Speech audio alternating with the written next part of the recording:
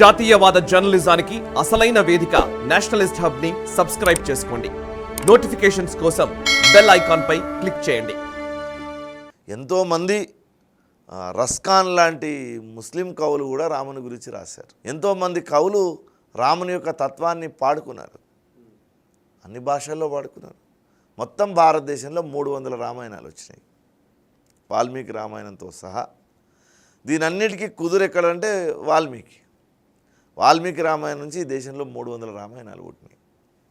దాంట్లో ప్రధానంగా మనం చూస్తే దక్షిణ దేశంలో యచుతత్సన్ రామాయణం, కేరళలో వాళ్ళకు ఒక నియమమే ఉంది.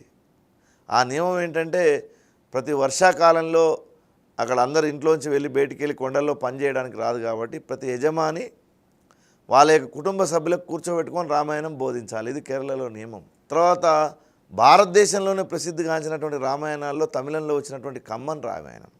ఎక్కడైతే ద్రావిడ పార్టీలు రాముడే మాకొద్దు, రావణుడు మాకు ముద్దు అని అంటున్నాయో అలాంటి చోట కంబన్ అనేటటువంటి ఒక మహాకవి పుట్టి రామాయణాన్ని తమిళ ప్రజలకు అందించాడు. చాలా గొప్ప రామాయణంగా మనం చెప్తాం. తెలుగులో అయితే లెక్కలేని రామాయణాలు వచ్చినాయి.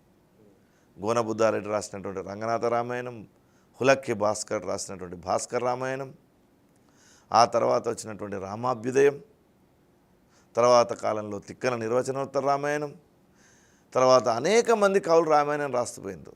చివరకు విశ్వనాథ సత్యనారాయణ గారు రాసినటువంటి రామాయణ కల్పవృక్షం వరకు అనేక రామాయణాలు తెలుగు ప్రాంతంలో వచ్చినాయి. మరాఠీలో మీరు వెళ్తే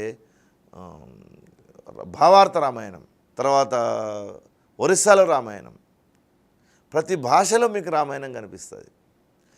ఇవన్నీ ఒక ఎత్తు అయితే ఉత్తర భారతదేశాన్ని మొత్తం అంటే సుమారు హిందీ రాష్ట్రాలన్నింటినీ ఉర్రూతలూగించినటువంటి రామాయణం తులసిదాస్ రాసినటువంటి రామచరిత మానస్. ఎంత భక్తి పారవశ్యంతో ఆయన రాశాడో ఆ మహానుభావుడు. ఈ దేశం ఇవాళ పరాయి దేశంగా మారకుండా ఉంది అంటే సగం భారతదేశాన్ని కాపాడినటువంటి వాడు తులసిదాస్. ఈ సంస్కృతిని నిలబెట్టడానికి ఆధారమైనటువంటి రామాయణాన్ని రచించినటువంటి వాడు తులసిదాస్. ఆ రామచరిత మానస్ 24 గంటలు పారాయణం చేయబడుతుంది ఉత్తర దేశంలో. అంటే దాన్ని అమెరికాలోనే పారాయణం చేస్తుంటారు, ఇండియాలోనే పారాయణం చేస్తుంటారు. ప్రతి నిమిషం పారాయణం నడుస్తుందట. అది అంత గొప్ప రామాయణాన్ని అందించాడు ఆయన. అసలు ఎన్ని కొత్త కొత్త కథలు ఆయన వాల్మీకి రామాయణానికి జోడించాడో అవి మనం ముందు చర్చించేటప్పుడు చెప్పుకోవచ్చు. అట్లానే మొల్ల రామాయణం తెలుగులో ఇంకొకటి, తర్వాత చిరుతల రామాయణం ఆఖరి గ్రామీణులు పాడుకోవడానికి, జానపదులు పాడుకోవడానికి చిరుతల రామాయణం, తర్వాత భజన కీర్తనలో రామాయణం రాసినటువంటి వాళ్ళు ఉన్నారు. ఇట్లా 300 రామాయణాలు ఈ దేశంలో ప్రసిద్ధమైనటువంటి రామాయణాలు. రామాయణాన్ని మళ్ళీ సంస్కృత కావ్యాలుగా రాసిర్రు. రఘువంశం లాంటి కావ్యాలు ఈ దేశంలో రాముని యొక్క చరిత్రనే కదా అది.